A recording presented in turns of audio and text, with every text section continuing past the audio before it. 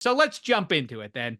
shall we? Let's not belabor it any longer. First question, where Kenny Pickett, Russell Wilson, and the Pittsburgh Steelers 2024 are concerned. Do you know any Ciara songs? Because I don't know any. I couldn't think of Oh, one. I don't know any of her I music. do. I knew it's Sierra, by the way. And yes, I know Sierra. quite a few. I got two Okay. daughters and I got a wife that loves her some Sierra. And we're down in Atlanta where she's from. So Okay. actually when we signed Russell Wilson, first thing I did was make sure that my girls, my 11-year-old and my 9-year-old, knew some Sierra songs because they're really into this whole Taylor Swift thing, the Katy Perry thing, Hmm. and they like some Beyonce, but they hadn't really quite heard Sierra. So I knew the songs and made sure they knew a couple of them because we're going to be going to some games, and I would hope Okay. they will play some Sierra songs on the broad or on during the game over the loudspeaker. So I'm quite familiar. I do wonder, actually, and I don't want to get sidetracked with this, but given the inconsistent reaction that Football America had to the cutaways to Taylor Swift, I thought it was very weird that people got worked up about Right. that. But I wonder if the Steelers will somehow manage that situation based on the reaction that Kansas City and, like I say, the nation kind of had to that. I wonder if they'll be like, let's avoid that can of worms. Side note, I don't want to get bogged I down don't with I that don't think stuff. it's going to be a big deal. She hasn't made any relevant music in a while, so it's not it's an apples and oranges thing as far as it comes to Taylor Swift. She has some good music out there, but she's not as relevant as Taylor Swift is. So I don't think it's going to I be a got you. thing. Okay, yeah, we're big into in our house with my little girl. We got a lot of Billie Eilish Mm-hmm.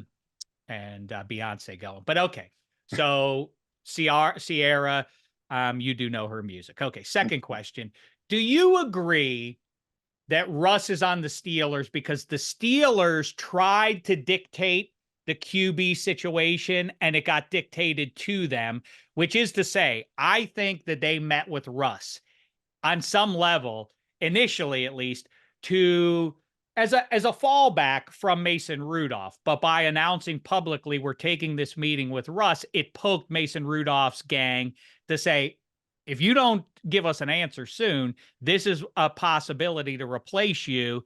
And Mason Rudolph's team shrugged and said, okay, go ahead, Steelers. I'm not coming back to you.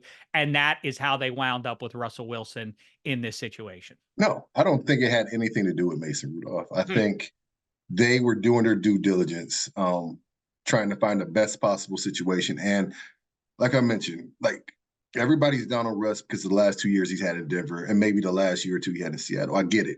He hasn't played to the level of his first 6, 7 years in Seattle, but there's still flashes of good quarterback play, even last year when he ran off 5 in a row. And so I think the Steelers looked at all of that, looked at film, looked at the type of offense he was in, the type of situation he was in. And I think when they finally did bring him in, I think it was because, I mean, this guy with his resume, why not see what he does when he comes into, like, what kind of vibe you get from him when he meets with Arthur Smith, when Arthur Smith goes through his game plan and what he wants to install for the offense and the Steelers. How does Russ respond to it? Does he have any ideas to add to it? Like that type of rapport you have with a veteran coach and a veteran quarterback, I'm sure went a long way to letting the Steelers know that this might be the guy for us. And on top of that, I mean, you can't beat the type of cap situation that they gained from this. I mean, I think it was an easy decision at the end of the day to bring in somebody not only that Kenny can learn from, but that he compete against, and somebody with this type of skill set that he has shown still flashes up, maybe not as consistently as before, but he still has something left in the tank, and he has something to prove this year with all the bad press he's been getting coming out of Denver. The fact that Denver is taking on $85 million or whatever of dead cap money, everybody's down on him. If they're willing to let him go, then he probably doesn't have what it takes to be a starter in the NFL anymore. I don't think that, and I think the Steelers don't think that, and I think that 6-hour meeting he had with Arthur Smith kind of made everybody feel better. So I'm curious about that, and then I want to lean into some of the stuff you just mentioned there. A lot of it I agree with, but I am curious from the outside looking in, as somebody who you went out on the free agent market right Mm-hmm. around the time Andrew Luck is landing in Indianapolis.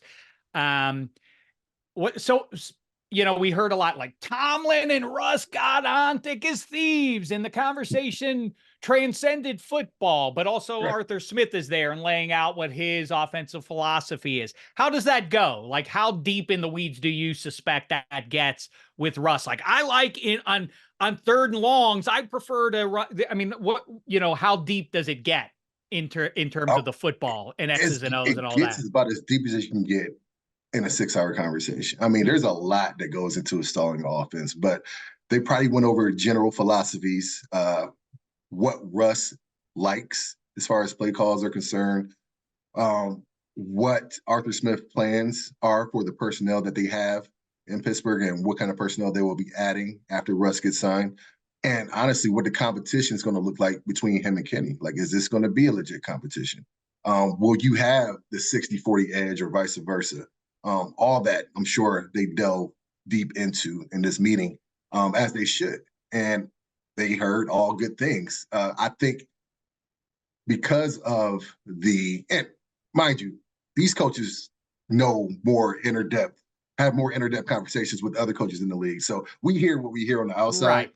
But as far as what kind of presence he brings into the locker room, they have a little bit more in-depth knowledge of that. And so I think that was a big concern and a big issue that they had to address right away, considering all the locker room issues that the Steelers had already last year. Are we going to add another element to this that's going to make the locker room worse, or can he galvanize the troops and bring in somebody better? And I think because of that, because we have such a young offense and because he has a resume, because he's been to the mountaintop a few times and came back with the gold at least one of those times, I think the young offense, the young players on offense, mainly George Pickett's and Najee Harris's and the Broderick Jones, because those are going to be the centerpieces of the offense moving forward. I think they respect and that guy. They didn't have that. They didn't have a guy, and they had a guy in Mason who had his shot, didn't really prove himself to be the starter. And then they had a rookie quarterback in Kenny Pickett. So they didn't have somebody leading the way that knew how to get to where they were trying to go. And now they do. I do want to get into that stuff that you're talking about, but you touch on, is it going to be a competition? That's the thing that I can't, I've reached out to a bunch of people this week because I do think the framing matters on a few levels. Mm-hmm. Do you suppose that Mike Tomlin, as far as I can tell, it's only been insinuations from people who are kind of plugged in that they suppose that Tomlin must have whispered to Russ, like, you're the number one going into camp. Do you think that's right? Or do you think it is, as you say, do you think it's a 50-50 in terms of reps and training camp? Is it 60-40? How do you suppose this is going? Because like I say, if Russ is walking in there legitimately with the requirement to win the gig, not that he's installed and that Kenny Pickett understands he's got to win it back. Well, we'll dig in on the psychology of it, but I guess answer that question first is, do you think Tomlin has indicated to Russ he's the guy to start the new 2024 NFL campaign? I think he told him in a way that he has every shot to win it I want to win as far as guaranteeing without guaranteeing. That's what I think he did. Because he had to sell him, I think, a guy like Russ, you got to sell that he has a legit chance to win this. Like, we're not favoring Kenny Pickett and you're coming here to tutor him. So you had to give him has a chance to win it, but not that he has the gig and he would have to lose it at this point. And he used certain wording like, you have a great chance to win it. You have everything working in your favor to win it. Went all the way up to the edge without saying it's yours. And I think that's true. I think that's true. I think if Kenny comes back this offseason from his injury and shows amazing growth and really clicks with this Arthur Smith offense, I think he has just as good a shot as Russ to win this. Okay, that's the big question, because it's presented at this point sort of as a fait accompli, and everybody just public opinion has installed Russell Wilson. Obviously, he's the starter. And then you hear a fair amount of, credible people saying, Louis Riddick as for instance, saying, oh, no, it's a competition. Kenny Pickett can win this. I would prefer from the outside looking in, and I'll explain myself. I am not a Kenny Pickett. If you feel like Kenny Pickett, we don't have to close the book on him as an NFL starter, given what we've seen so far, you then are a Pickett fanboy, or that's how I've been described now, which isn't the case. my concern is that this feels name brand Russell Wilson, Super Bowl a decade ago and all of that, notwithstanding, that it's more or less a lateral move. I said to start the week, this felt like the Steelers. This feels flailing to me. This is without a plan. This is trying to solve something in the short term, but there's nothing on the horizon. Whatever happens with Russell doesn't indicate what 2025 or beyond looks like in a positive way. It's sort of like I said at the start of the week, it's almost like you live in a 1-bedroom apartment and then you go get a fancy Airbnb for the weekend and then pretend you're fancy and then you go back to the 1-bedroom. I now have to modify that. It feels to me like you're going from a 1-bedroom apartment to another 1-bedroom apartment and pretending it's something that it isn't. So my counter to that is, what is our alternative for this year? The options out there were to trade for Justin Fields, give up some kind of compensation in the draft for Justin Fields, which nobody's doing right now because he hasn't proven that he's capable of being. That's getting weird though, right? I mean, Yeah. he's got to land somewhere. Justin Fields isn't just lost at sea forever. I mean, and my argument about bringing Justin in was like, okay, you bring in a new OC, and now you have 2 reclamation projects you got to work on instead of just one in Kenny Pickett. And so how much bandwidth does Arthur Smith have to try to turn around 2 quarterbacks who may or may not have been ruined by the previous regime that tried to coach him? Like, that's a lot on his plate. Bringing Russell Wilson, or you go to Kirk Cousins, you paying him $40 million. And for the first time in I don't know whenever, the Steelers have cap space. Like, we legit have cap space. We have always been up against the cap for as long as I can remember, pushing money down the road. And now we have legit cap space. And so we have an opportunity to build the trenches, to build, which we need. O-line help is what we need more than anything. And we need somebody to come in and be to help Cam get the most out of his last year or 2 left. Because, I mean, he's been in this game for a long time. And so what this signing of Russell Wilson does, whether you believe in him as a quarterback or not, it gives us what we need at quarterback, if you still believe in Kenny, a legit competition, but it allows us to concentrate on other positions and building the trenches while staying somewhat competitive and not losing the locker room, saying you're tanking, so to speak, or you're not really giving your best effort in order to have a successful season.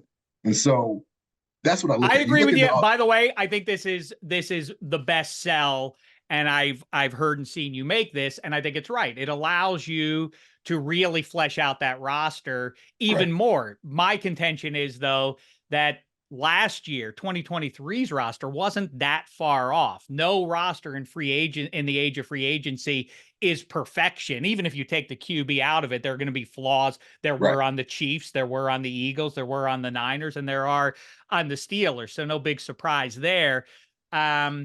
I hear you though, that like you can really get that O-line right. And, you know, I thought that maybe unrealistic, but I thought Christian Wilkins was potentially in play. I thought that they might really take a big swing in that way, as opposed to taking the big swing at QB with Kirk, because if you go Kirk, now you've gone so extreme, it is over for Kenny Pickett. And I do think that the indication is, with bringing in Russ, of the like just right level of competition, Jacoby Brissett, not enough competition. Kenny Pickett would shrug that off. Kirk Cousins, it's over for. Gardner Minshew might be an option as well before this Russ signing. Maybe. Well, that's embarrassing. You would never come back from that if you're Kenny Pickett. But even as it is, if you lose this gig to Kenny Pickett, to Russell Wilson, my sort of, this isn't me voicing support for Kenny Pickett, saying he will win the gig. What I am saying is, what I get is, if I am taking the Steelers brass at their word, that when they said we need legit competition, it's not a knock on Kenny Pickett, but we do want to bring in some competition in 2024 for the kid, then, and if it is in fact that, great. Kenny Pickett, first round pedigree, and we can laugh and snark about whether or not he actually is a first round talent, but blindly first round draft pick kid going into his 3rd year should win that gig over the 36-year-old who's been mediocre for 3 straight years, right? Do you buy that? I mean, you buy that logic? Now remove Kenny Pickett specifically, because I've seen Kenny Pickett play too, but you follow what I'm saying, right? This positions Kenny Pickett to win the gig. Right. I know. I see what you're saying, but I think the addition of a new OC changes everything. And even if you're kind of tied to your first round quarterback, but obviously this situation is not that, because Kenny Pickett has shown us absolutely not enough. He's in his position. You can blame Canada all you want to, but at the end of the day, Kenny did not do enough in the moments where he needed to improvise or show that he can do something. Some part of his game was extraordinary or exceptional that you could build off of. He hasn't shown that at all. No, even in like spurts that you would like to see from your first round talent. And so that's why we're in this position. Right. Bringing in a veteran, Russell Wilson, who is past his prime, in order to bring out some kind of competition. This is the last straw for Kenny. If he loses this job, you can say that he can take this year to learn from Russell Wilson, but that's pretty much telling you or telling us that the staff knows that Kenny Pickett is and will be who he is and who he has been. And so I think that's exactly right. I think this plays as, you can have it both ways, and maybe it's the two sides of the same coin. I think that this gives Kenny Pickett a chance theoretically. As I say, if Russ knows that, it's a done deal, obviously I'm going to be the starter, and is operating in that way, and Kenny Pickett doesn't actually have a shot right now, that's one thing. But, if they've positioned Pickett to win the gig and present a better version of Kenny Pickett, and I don't just mean in X's and O's, I mean, the reaction to Mason Rudolph is the damning thing, more than the play. I don't think there were as many issues with Kenny Pickett in football terms. Because I feel like there's a little bit of a double standard, which is, I'm not putting that on you. I'm saying that a lot of people are excusing Russell Wilson's last 3 years by saying, like, come on, it was a tough spot. The Pete Carroll thing didn't go well. His last days in Seattle. Then he goes to Denver, but it's Nathaniel Hackett. That was terrible. And so that who would have made that work? And then Sean Payton and Russ didn't get along. And here we are. Well, that's 3 straight situations, 3 straight seasons, losing seasons, subpar play. And the common thread in those 3 situations is Russell Wilson. But beyond the personality stuff, and I do think Pickett, I think there's plenty of noise out there that the coaching staff and beyond did not love Pickett's reaction to Mason Rudolph's emergence. Right. And so I think that a lot of that is owed to this. And so, like I say, I think on one hand, Pickett theoretically can still win the gig, but this situation wouldn't be happening if Pickett hadn't responded poorly in December and January. Is that, as far as you can read it, is that accurate? When you get a chance to lay back after the season and watch film and really evaluate things, I don't think moments like that weigh as heavily as one may think, especially when it comes to signing another player of significance like Russell Wilson. I don't think that was an issue. I honestly think it was funny, because I would say, I'm sorry to interrupt you, but I could see, like, I think if you have a certain gravitas in pigskin terms in the locker room and prestige and all that, like Ben Roethlisberger, or, I'll leave the name Aaron Rodgers problematic as it is at this point, but like, Peyton and Brady and high-end QBs can, they can be prima donnas a little bit about, like, I'm not here to train somebody else. But I don't, that's, I think, the issue. I think that if Roethlisberger did it, I do think the Steelers coaching staff kind of shrugs it off, like, guys, listen, he's a tenured guy. He's allowed to think what he wants. He's headed to the Hall of Fame. I think it hits differently when it's the second year QB doing it. I think they're like, you got to throw some context in there. He's a second year young QB who just got supplanted by the third string quarterback who wouldn't be frustrated in that situation. And Mason was the one that kind of benefited from the fact that Canada was gone, at that point. And so, and people bring this up, and I don't want to go to the point where I'm defending Kenny Pickett's play, because I am not the biggest fan, but I am willing to give him. And for the record, this is where you and I park our cars in the same garage. Yeah. I guess I'm defending it, but as tepidly as possible. I'm just trying to to point to the double standard of like, we can make excuses for Russ, but somehow we've gotten into this place of amnesia that Kenny Pickett played 6 quarters or even less than 6 quarters without Matt Canada. If I were that guy, I'd be vexed too. Right. You have to hide it better. You have to comport yourself differently. But I do think that underneath, we can all see why Kenny Pickett would be like, what the hell? I mean, yeah, I would have done Yeah. that. I would have done what That's Mason what I'm did. saying. Like a guy like Tom, I think understands and appreciates somebody that shows that competitive spirit. Like I should be out there. I want to play. I'm finally healthy. Mind you, there's a Kenny Pickett in his second year has an injury history already. Like he has been concussed 2 or 3 times and had to have a tightrope surgery on his ankle. This is a lot for two years playing quarterback, and not even he hasn't played one whole season. He played after week 6 in his first year and played the first 12 games of this past year.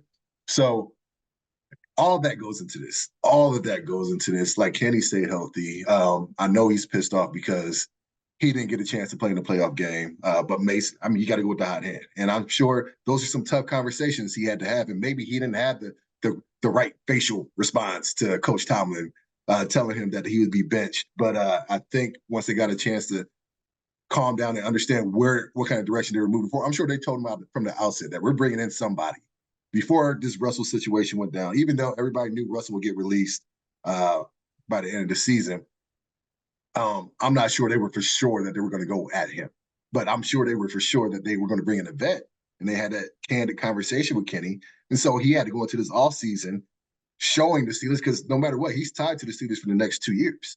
And so he has to show them all the right stuff if he wants to make a career in the NFL and be considered a starter. And so even if they didn't like his response in December, I'm sure he's doing all the right things in January, February, and March to tell the Steelers that, okay, I might have been a crybaby at one point, or I might have not liked your decision initially, but I'm going to do all the things right now that it takes to be your starter for the future. It's a really tough spot, and maybe, spiritually he deserves it for the petulant reaction that we have heard about again towards the end of the regular season and into the playoffs last year. But, I try to remind people all the time, and I know it probably seems condescending, but, it's easy from a distance and from behind your laptop to really lose sight of the fact that these are human beings. They are not robots operating on the strength of statistics. They have feelings and everything else. It's a tough adjustment though for normal people to understand the ego that comes along with being the man for 10 or 20 years of your life. Kenny Pickett may not be may not be Lamar Jackson level talent, but he's better than everybody he ever played with up until a point, until he started starting games at Pitt. Suddenly, that was the first resistance he ever had to his talent, relatively speaking. So that ego, if you're the man and now you are the Pitt QB and suddenly you're drafted by the Steelers and the good vibes and some topsy-turvy stuff, but you wind up finishing your rookie season strong and you're feeling good and you're the toast of the town and everybody's going to get behind Ken Pickett now. How do you bounce back from this for real? Like, I mean, realistically, how you now are the town has largely turned against you. Straight up. I mean, like Dave's a bust. Dave shouldn't have taken him. If he didn't go to Pitt, then they shouldn't have taken him. By the way, Trey, I don't know where you come down on this. I'm all about that. I think I mean, I wish if you're a Fort Wayne kid, you wanted to go to Purdue, perfect. You should have gone to Purdue. I wish every high school kid who could play D1 sports had to go to the school closest to them so that it had a regional vibe to it that it no longer has in college. And let's do it in the pros too. Kenny Pickett's the Pitt kid. Yeah, that's exactly why you take him, Steelers. You have to roll the dice on that. I know a lot of people say that's a ridiculous thing. Not to me. This is, again, Jerry Seinfeld says, rooting for uniforms, rooting for laundry. They had a chance to not just make a go of things with a new quarterback, but with the Pitt kid. Did you dig that, or is that completely irrelevant to a pro athlete? Like the Saquon Barkley, our producer here, Eddie Spaghetti Tray, is a Giants fan, and he's very upset with Saquon going to the Eagles. He didn't have to go to the Eagles. He could have gone else. He could have gone to the Texans. But no, he decided to go right across the NFC East street to stick it to. Do you feel what I feel, what provincials feel like? It's cool to have the Pitt QB being the Steelers QB. I did not. I could care less. um, uh, but I get it. I Yeah. understand it from a fan perspective. And that's part of what makes sports great and what makes loving the team that you grew up closest to awesome. When you get the chance to draft somebody that's close to home that has success, it means a little bit more to you as a fan. And you want to give that person every possible opportunity to succeed because it's a great story. The hometown kid does well for the hometown pro team and takes them to the glory land. Like, what better story, what better American dream is that? But Right, no, but I mean, okay, but don't you think on some level it's not everything, and you don't disrupt reality to do it. But if you're the Rooneys or you're GM in the Pittsburgh Steelers with the provincial pride and what that is specifically in that town, mhm. but more broadly, I mean, you could see, you can support the idea of that, right? I mean, you get it. It's not like, well, who would give a crap about that? When people do that, it's strange to me that people act as though, not you, you're a professional athlete, but Mhm. I find it oddball that fans position themselves, at least in their head, to be icy cool general manager level kind of people. Like, you're a fan, man. You don't think Right, it's you're a cool that fan. the Pitt kid is the quarterback? No, I get it. It's cool until he starts playing like crap, and then it's And then it hurts you. Well, then that's the other side, which is it hurts 10 times worse. I feel it much does. worse for Kenny Pickett that the city of Pittsburgh has now turned against him. And then you I just legit feel angry. for him. You're just angry because you're defending this guy. You having to defend him against everybody else, and he's your hometown kid, so you feel conflicted because you understand he's not playing well, but you still have this little bit in you that thinks maybe he could overcome a bad offensive coordinator like Kenny was in, obviously. But it's a tough situation to be a fan, especially of the hometown kid. But I Well, no, get it. let me tell you, just for the record. The issue to me when Mhm. all the world, all the weirdos were going to hockey games and chanting to fire another grown-up person, That fire was Matt crazy. Can, That was very strange absolutely behavior. crazy. That's weird behavior. I Yeah. did not support that. And in the midst of that, I was pointing to the fact that Kenny Pickett was as responsible for not making the throws over the middle. He's Mhm. spooked. And that's the thing that I'm getting at. And I don't want to belabor it more than I already have belabored it for the better part of a week now. But that's exactly right. This is not me voicing support for Kenny Pickett necessarily. I think, by the way, the throw, and it's been tweeted out a million times, including by me, the signature play that kind of damns Kenny Pickett in my book is the throw Mason Rudolph makes in Seattle with a Seahawks pass rusher literally leaning. They're in physical contact, shoulder to The one he shoulder, threw to Pickens. and he delivers a dime to Pickens. That's just not a throw that Kenny Pickett has. Not because of arm or otherwise, he just does not stand in the pocket and take it. You Right. and I have gone back and forth about that. His two favorites are the hard pirouette to his left or the gentle fade away to his right. You know who else does both of those things? Russell Wilson. Russell You know who Wilson else does. doesn't throw over the middle of the field ever? Russell Wilson Russell does. Wilson. You know who turns the ball over a lot and because fumbles count as much as interceptions? Russell Wilson. 16 turnovers. Oh, but he was 26-8 last year. That's a great split. Now add in the 8 fumbles he lost too. Why? Because he gets sacked a ton. The idea that Russell Wilson is being positioned as anybody is this big upgrade. The Devil's Dameshek of all of this to me is that if we take the Steelers, that this is just a legit competition and we have not rendered a verdict on Russ v. Pickett, then maybe Pickett wins the gig and he emerges better. And I wonder if there's some math. I know that's conspiracy theory level kind of thinking, but do you think there's any chance that that's going on? That Khan and Tomlin and Arthur Smith and said, like, maybe Pickett rises up here, because that when you start hearing this exact same line from the parties coming out of there, and it is this, it's if Kenny Pickett can't overcome this challenge, then he's not the guy we thought we were. And it's that we thought he was. And it's the same line. And everybody keeps saying that. You keep hearing that from people who would be bouncing off of the decision makers here. So it's a little suspicious to me. I'm just curious, do you think, bottom line, Kenny Pickett ever ever starts a game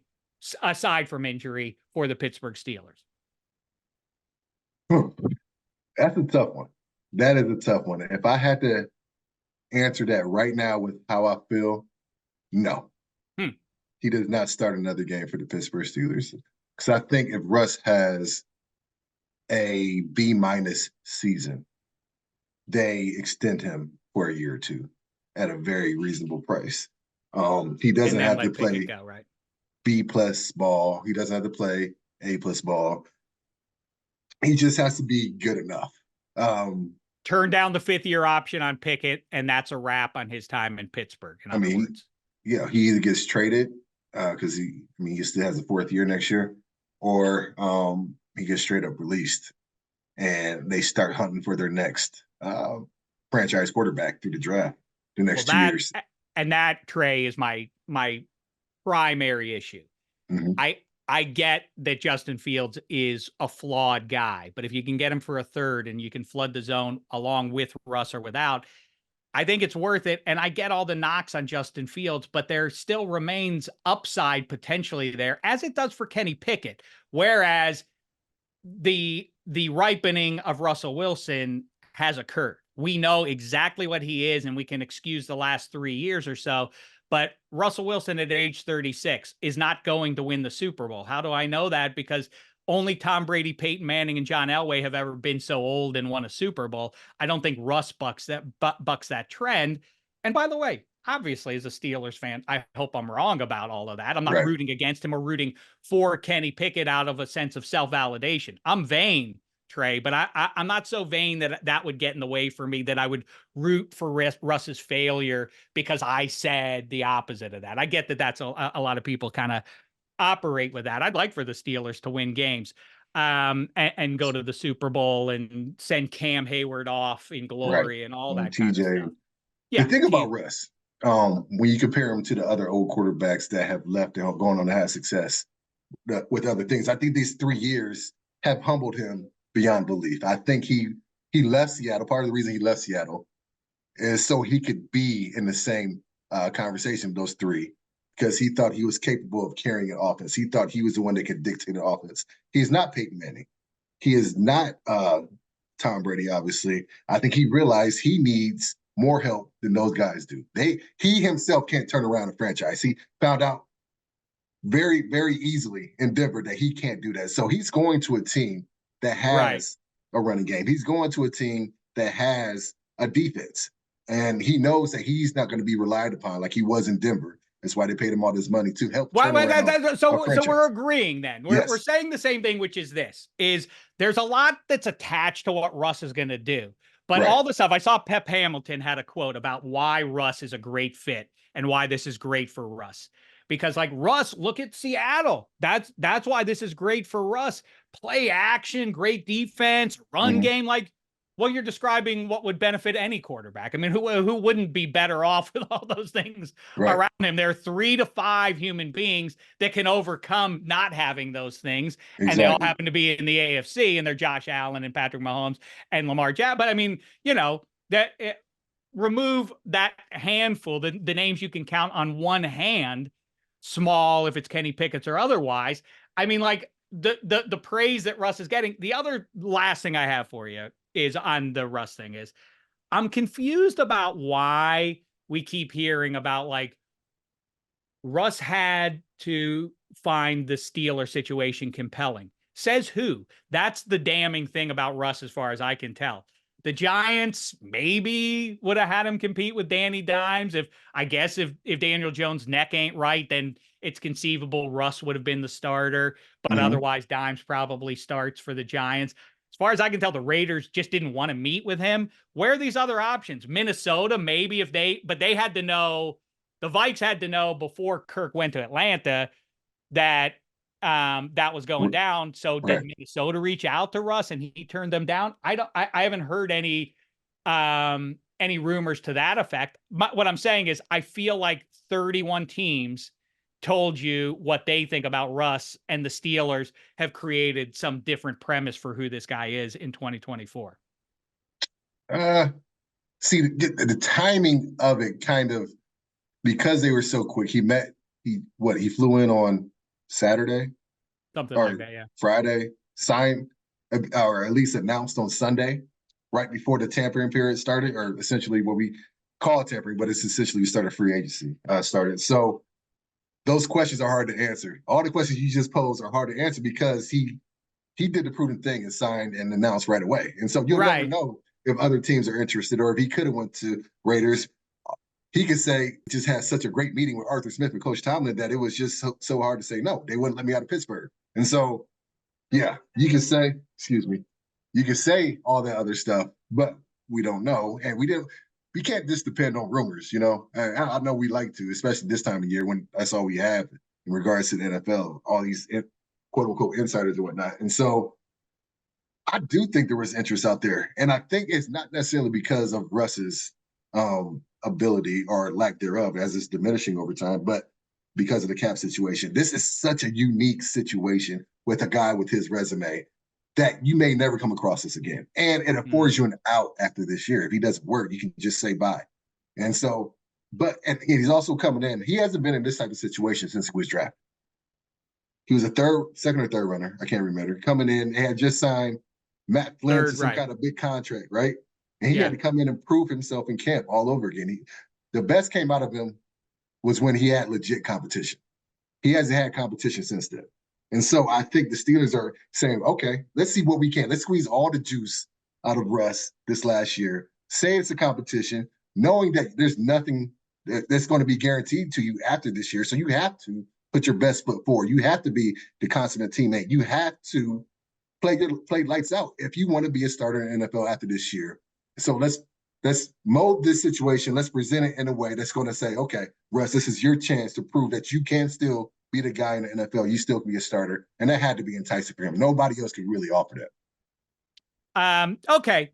Listen, I think if I'm hearing you, you're not over the moon that this is that we're going to get top 5 QB level performance out of Russ this year or anything else. You like a steady hand. You feel that that's what you're going to get out of this guy when it was less certain that you were going to get that out of Kenny Pickett.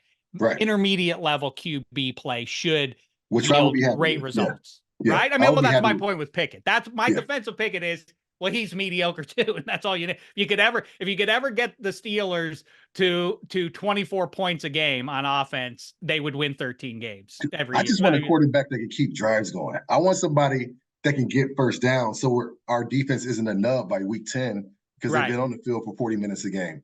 The lack of turnovers is great by Kenny Pickett, but running into sacks, having the lowest, like the stats were so bad, like historically bad the last 3 years. I know, but my pushback to that is Russ had what was crummy, but he didn't get on with Sean Payton and he didn't get on with Nathaniel Hackett. Kenny Pickett, like his stats are so bad. Like, didn't we all agree that Matt Canada is the worst thing that ever happened to sports or something along those lines? I was the one pointing out Kenny Pickett can't hang in the pocket and deliver throws over the middle. He's spooked about giant men bumping into him. I mean, that it seems obvious. And I would turn to you, and I've asked a lot of QBs this and guys close to QBs about this. And I was struck by this a decade ago when Blaine Gabbert was drafted. Well, he's got happy feet, and that's going to be an issue for the kid. He doesn't like to hang in the pocket. And I was told by a number of people that, in fact, it gets worse the older you get because you start to see your mortality, and you don't want to get hit as much when you're 38 as much as you were willing to when you were 24. I do question about fundamentally Kenny Pickett is a no-go if he can't stand in the pocket in the NFL. That's it. But also neither can Russ. That's my two sides. He's not without his flaws. Yeah. Like a lot of their deficiencies are the same. But the thing is, if you give him all the excuses in the world, Kenny played with a bad OC, Russ didn't get along with the system that Sean Payton or Nathaniel Hackett ran. Russ still had 26 touchdowns and 8 interceptions. He had 8 fumbles too. He still showed moments where he could still throw that deep ball the Cortland Sutton down the sideline. He can still get, who's the kid? Mims on a deep ball. He still has that deep ball, which is going to be great for George Pickens. He can still scramble, get you. He ran for like 400 yards last year, 4 touchdowns or something like that. He can still do these things. And he's did it, although a lot more sporadically with Denver last year.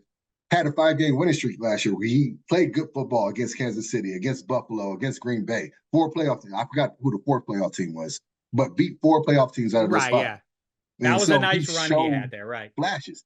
We have not seen that from Kenny. He has, what he had, 2 touchdowns last year and 6 interceptions. His winning record is great. We all know this is a team game, but we all also know that quarterbacks are also defined by how much they win, except for Kirk Cousins, apparently. But like, well, that's your issue now down there in Atlanta. At least you got to go to the games because that may be the most underrated, cool stadium in not just the NFL. I don't even think it's underrated. That's what a spot that is. That's the and the beer only costs like $6. It's amazing. You can looks like a big camera. Looks like you're sitting inside of a camera when you're in there. Well, listen, awesome stuff. Oh, one more question. So the metaphor I keep using is we're having these conversations, and I used to have a girlfriend who would cut my hair, and I couldn't help myself because I'm impatient. I'd be like, let me just see what it looks like 10 minutes in. And she'd be like, not yet. You got to wait until it's done. And I couldn't help. I would go look in the mirror and I would flip out and be like, what the hell? And she's like, well, I only did the one part of it now. I didn't do the other yet. Should we be waiting for the end of the haircut before we decide what the Steelers have done with their quarterback situation? Is there a chance that maybe that they swing big on, try to go way up and get one of those guys? Do you think they would burn? I don't think they would burn another 1st-round pick on a QB here. But I mean, if Penix is sitting there, I could see a path that maybe something like that would happen. Do you think or do you think maybe if Fields is still sitting there and you can get him for, let's say, a 3rd or shame the devil a 4th, do you think they say like, okay, it's bargain basement prices. We got to get this guy and see what he has? Yeah, I think they go that route. I don't think they trade up. If anything, I think they'll trade down in order to fill as many spots as possible. But I could see them taking one of the quarterbacks that slips, Penix, that maybe goes to the 2nd or 3rd round, or I've heard Spencer Rattler, even though I'm not a fan of his at all. But like, I could see. I talked to another guy who was like, no good. I do not like Spencer Rattler. Man, I'm responding to that live arm. I think that, and I do think that the circumstances kind of indicate that he's good, that he could go to the SEC and thrive the way he did with lesser talent around him. But anyway, yeah, that's a name that I have fancied for a year now. I think they really take this unique situation and really hit the trenches and hit the building blocks of what they did a few years ago when they spent all those 1st-round draft picks getting Pouncey in there, getting DeCastro in there, getting Marcus Gilbert in there, and really solidifying Le'Veon Bell, and getting the best out of Ben and Antonio's prime, even though it ended up not taking us all the way to the promised land. We should have. We had the talent for it. That's another story for another day. But I think they go that route. I think they take this unique opportunity that they have, the unique cap space that they have. I don't think they go overboard and spend a whole bunch of this cap space because they understand that they haven't had it in a while. And so they build for the future, try to stay competitive with what they have right here, hoping lightning strikes and Russ finds the fountain of youth and does something big this year. I think that's what they're hoping for. But yeah, I don't think they make any big plays. I think if Justin Fields is there at the end of the draft still, yeah, I see them maybe giving a 3rd or 4th round pick of 2025 draft to Chicago so they can kick the tires on Justin Fields. I could see that, absolutely, right. I could definitely see that happening. So, yeah, I think that's where we are right now. It's going to be an interesting season, an interesting preseason in Pittsburgh, but I'm looking forward to it. Oh, man, is it? And people then get on me. It's funny that the human condition, like if people want to attack their favorite team, the Steelers, they can have at it. But when other people do it, they go at you hard. And people are going at me hard about why you're a Kenny Pickett fanboy, or like you're turned against the Steelers and you're anti-Tomlin. We'll have to criticize. These are not demigods that we're talking about. Exactly. Nobody's above reproaching in these streets, man. It's plausible that the guys who misread the QB room so badly that they decided Mitchell Trubisky isn't just better than Mason Rudolph, but we need to give him a second crack after the evidence of the first game. Now, it's still terrible. One more game. Okay. He really is bad, Mitchell Trubisky. I guess we have no better bet. May as well go with Mason at this point. And Mason, turns the offense on its ear. So these are the people who are telling you, no, we got it right this time. I'm allowed to be a little suspicious about it, but I appreciate the great pushback and insight from somebody who knows infinitely better than I do. Trai Essex, great time, man. I could go on and on with you and cover the other 31 teams, but I couldn't help myself. I wanted to talk some black and gold and good times there. Like I say, an essential voice where the Pittsburgh Steelers in the NFL is concerned from someone who was a part of it for a long stretch himself there. Make sure you check out his podcast, Pod Me Up, with Richard Rodewald. And with that said, thanks, Trai Essex. Let's catch up, if not before, at some point before the ball kicks off in September. All right? Most definitely. Thanks for having me.